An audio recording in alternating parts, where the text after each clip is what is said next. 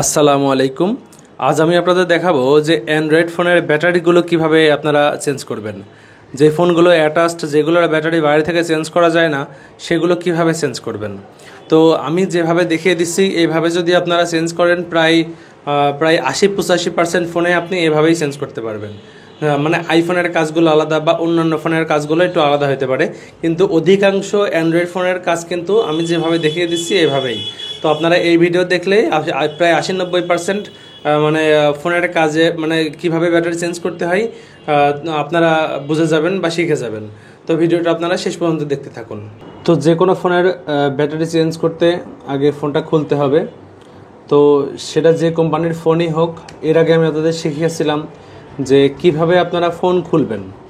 তো ফোন আপনারা যে ফোনটা যেভাবে খুলতে হয়, তো সেই ফোনটা আপনারা সেভাবেই খুলবেন। যেমন এই ফোনটা নর্মালি যেভাবে খুলতে হয় আর কি। তো এই ফোন দিয়েই কিন্তু এর আগে আমি আপনাদের খোলা দেখিয়েছিলাম।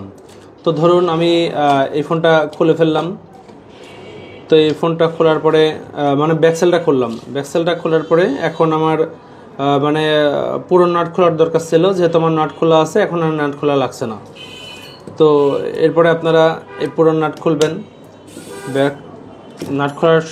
নাট খোলার পরে তো এই যে আমি রিবনটাও খুলে নিলাম। মানে এরকম খোলা কিন্তু আগের ভিডিওতে আমি আপনাদের দেখিয়েছিলাম। হ্যাঁ, তো দেখে নিন যে কীভাবে ব্যাটারি চেঞ্জ করতে হয় যে কোনো ফোনের। তো এই যে আমি সিম ট্রে খুলে নিলাম, এবার ফোনটা পুরোপুরি খুলে নিলাম। তো ব্যাটারি চেঞ্জ করতে গেলে আপনাকে অনেক কিছু খেয়াল রাখতে হবে। হ্যাঁ, যেমন ধরেন প্রথমত ব্যাটারি আপনি বেসটা খুলবেন। এরপরে আপনি দেখতে পাচ্ছেন এখানে ডিসপ্লে বেস আছে। এই ডিসপ্লে বেস কিন্তু ব্যাটারির নিচে আছে। যদি আপনি ব্যাটারিটা তুলতে যায় কোনোভাবে ডিসপ্লেতে খোঁচা মারেন, সেক্ষেত্রে কিন্তু ডিসপ্লেটা নষ্ট হয়ে যাবে। সেক্ষেত্রে দেখা যাচ্ছে আপনি যে কয় টাকা লাভ করবেন তার থেকে বেশি টাকা দিয়ে আপনাকে ডিসপ্লে কিনে যেতে হবে। এই জন্যে ব্যাটারি খোলার আগে খুব সাবধানে খুলবেন। তো এই ব্যাটারিটা খোলার সময় দেখবেন যে ডিসপ্লে বেস কোন দিকে আছে। যদি এখানে এই ব্যাটারিটা এরকম ধরার সিস্টেম থাকে, তাহলে তো এরকম ধরে টান মারলেই আস্তে আস্তে খুলে আসবে। এবার যদি এই টাইপের সিস্টেম না থাকে, তাহলে আপনারা কি করবেন, রিবনটা যে সাইডে নাই সেই সাইডে আপনারা এই পেপার নেবেন। এই পেপার একটু ঢুকে দিবেন। এরপরে পেপারের উপরে থিনার দিবেন, একটু একটু করে থিনার দিবেন। খুব বেশি দেওয়ার দরকার নাই, ডিসপ্লের মধ্যে চলে যেতে পারে। তো এভাবে দিয়ে আস্তে আস্তে এরকম করে মানে আঠাগুলো ছাড়িয়ে নেবেন। আঠাগুলো ছাড়িয়ে নেওয়ার পরে এই যে দেখতে পাচ্ছেন যে এই ওপেনার আস্তে আস্তে করে এখানে অল্প একটু চাপ দিয়ে আস্তে আস্তে আপনারা ব্যাটারিটা তুলে ফেলবেন। এমনভাবে তুলবেন যেন আপনার ডিসপ্লেটা কোনোভাবেই আঘাতপ্রাপ্ত না হয়। ডিসপ্লেটা নষ্ট হয়ে গেলে কিন্তু আপনাদের মানে কাস্টমারের সাথে ঝামেলা হবে। তো দেখতে পাচ্ছেন ব্যাটারিটা খুলে গেল। এই ব্যাটারিটাতে বেশি কিন্তু আঠা ছিল না। হ্যাঁ, কারণ কয়েকবার খোলা হয়েছে। তো আপনাদের সময় কিন্তু এতটা মানে হবে না, এতটা ব্যাটারি মানে সহজ হবে না তোলা। হ্যাঁ, কারণ এখানে অনেক টেপ থাকতে পারে, আঠা থাকতে পারে। সেক্ষেত্রে আপনাদের একটু কষ্ট হবে। আপনাদের বারবার আপনার থিনার দেওয়া লাগবে, একটু মানে এটাতে করা লাগবে। আস্তে আস্তে ওপেনার দিয়ে ওঠানো লাগবে, তারপরে ব্যাটারি খুলবে।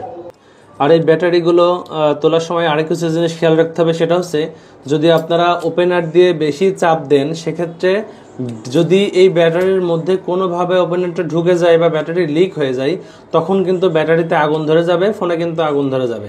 খুব সাবধানে এই ব্যাটারিটা প্রথম সময়ে যখন মানে কাজ করতে করতে যখন আপনার হাত সেট হয়ে যাবে, তখন হয়তো বা কিছু হবে না, মানে ভুল ভ্রান্তিতে হতে পারে। কিন্তু আপনার প্রথম অবস্থায় কিন্তু এটা হওয়ার চান্স অনেক বেশি। আমার একবার এরকম হয়েছিল, একবার না 2বার এরকম হয়েছিল শুরুতে। এই টাইপের ফোন যখন প্রথম আসতো সেরকম শুরুতে, কারণ এই ভেতরের আঠাগুলো হেভি হার্ড থাকে। এখানে তো খুব একটা তেমন আঠা নাই, কিন্তু আঠাগুলো কিন্তু হেভি হার্ড হয়। তো আপনারা এটা খোলার সময় খুব আস্তে ধীরে এরকম করে করে এখানে একটু থিনার দিয়ে ঢেলে তারপরে কিন্তু কাজ করবেন, খুব ধীরে ধীরে করবেন। তো ধীরে ধীরে করে যখন ব্যাটারিটা উঠে যাবে, তখন এখানে যেই মানে অতিরিক্ত আঠা থাকবে, সেই অতিরিক্ত আঠাগুলো আপনারা তুলে ফেলবেন। হ্যাঁ, আঠা বা টেপ সেগুলো কিন্তু একটু একটু করে মানে ছন্না দিয়ে টেনে টেনে তুলে ফেলবেন, কোনোভাবে যেন ডিসপ্লেতে আঘাত না লাগে, আমি কিন্তু বারবার বলছি। তো এরপর যখন আপনার এটাও পরিষ্কার করা শেষ, তখন আপনি একটা ব্যাটারি নেবেন, নতুন একটা ব্যাটারি নিয়ে আসবেন। নতুন একটা ব্যাটারি নিয়ে আসার পরে আপনি আগেই এখানে বসাবেন না, ব্যাটারিটা আগে এখানে বসাবেন না, বসিয়ে জাস্ট এখানে মানে কানেক্ট করে এখানে ব্যাটারিটা কানেক্ট করে ব্যাটারিটা একটু উঁচা করে ধরে ফোনটা অন করে আগে চেক করবেন যে আপনার ফোনটা অন হচ্ছে কিনা এই নতুন ব্যাটারিতে। যদি অন হয় তখন একটু চার্জ দিয়ে দেখবেন, যদি ক্লিয়ার চার্জ হয় তখন আপনি ব্যাটারি লাগানোর চিন্তা নেবেন। এইবার ব্যাটারি লাগানোর সময় আপনারা কি করবেন? ব্যাটারি লাগানোর সময় অনেকেই আছে যারা এখানে আঠা দেয়, অনেকে আছে এখানে আঠা দেয়, আবার অনেকেই আছে মানে আঠা বলতে ডিসপ্লে যে আমরা যে আঠা দিই সে আঠা। তো অনেকেই আছে যারা এরকম ডবল সাইড টেপ কেনে। এই ডবল সাইড টেপের দাম কিন্তু খুব বেশি না, একেবারেই কম দাম। আপনারা চাইলে এরকম ডবল সাইড টেপ কিনতে পারেন, মনে হয় কত 30 টাকা মতো দাম নিতে পারে। তো এই ডবল সাইড টেপ কিনবেন আপনারা। ডবল সাইড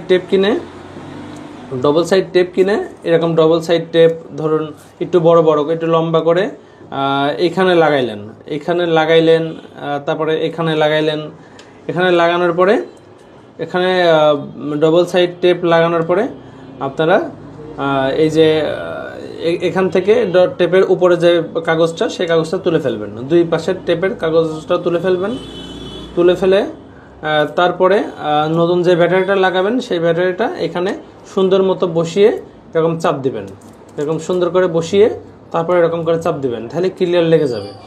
আর হচ্ছে যদি আপনারা আঠা দিয়ে লাগাইতে চান তাও আপনারা লাগাইতে পারেন, কিন্তু আঠা অতিরিক্ত দেওয়ার দরকার নাই। কিন্তু যদি আপনারা অতিরিক্ত দিলে কী হবে, যদি আবার ব্যাটারি চেঞ্জ করতে যাই কিংবা ডিসপ্লে চেঞ্জ করতে যাই তখন মানে এরকম ওপেনার দিয়ে বেশি খুঁচাতে গেলে পারে তখন কিন্তু আবার একটা ডিসপ্লেটা নষ্ট হয়ে যেতে পারে। এর জন্য অতিরিক্ত কখনোই আঠা দিবেন না, মোটামুটি টাইপের দিবেন, না হলে এরকম টেপ দিবেন। টেপ ইউজ করলে ভালো হয়, আমি টেপও ইউজ করি, মাঝে মধ্যে আঠাও দিই, যখন হাতের কাছে টেপ থাকে না তখন আঠা দিই। তো এই হচ্ছে ডিসপ্লে লাগানোর প্রসেস, ব্যাটারি লাগানোর প্রসেস। এভাবে আপনারা যে কোনো ফোনে ব্যাটারি লাগাতে পারবেন। আর ডিসপ্লে সব ফোনে যে এরকম ডিসপ্লে বেস যে সব ফোনে ব্যাটারির নিচে থাকবে বিষয়টা এমন না, কারণ অনেক ফোন আছে ব্যাটারির উপর দিয়ে ডিসপ্লে বেস যায়, অনেক ডিসপ্লে আছে যা মানে ডিসপ্লে বেসটা এখানে থাকে। সেক্ষেত্রে আপনার মানে এত কিছু খেয়াল রাখার দরকার নাই, নর্মালিভাবে তুললেই পারেন। কিন্তু ডিসপ্লে বেস যদি এখানে থাকে, কিন্তু এখানকার এই যে লজিক বোর্ডের মেন বেসটা যদি নিচ দিয়ে যায় সেক্ষেত্রে কিন্তু আপনার সেম প্রসেস মানে খোলার সময় খেয়াল রাখতে হবে, ডিসপ্লে খোলার সময় খেয়াল রাখতে হবে যেন কোনোভাবেই রিবন ছিঁড়ে না যায়। তো এই হলো ব্যাটারি, এইভাবে আসলে ব্যাটারি লাগাইতে হয়। তো আপনারা এইভাবে যে কোনো ফোনে ব্যাটারি লাগাইতে পারবেন।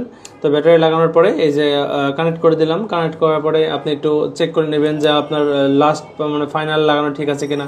একটু ফোন অন করে চেক করে নিয়ে তারপরে এরকম আপনার যে ফ্রেম ছিল সেই ফ্রেমটা আটকাই দিবেন।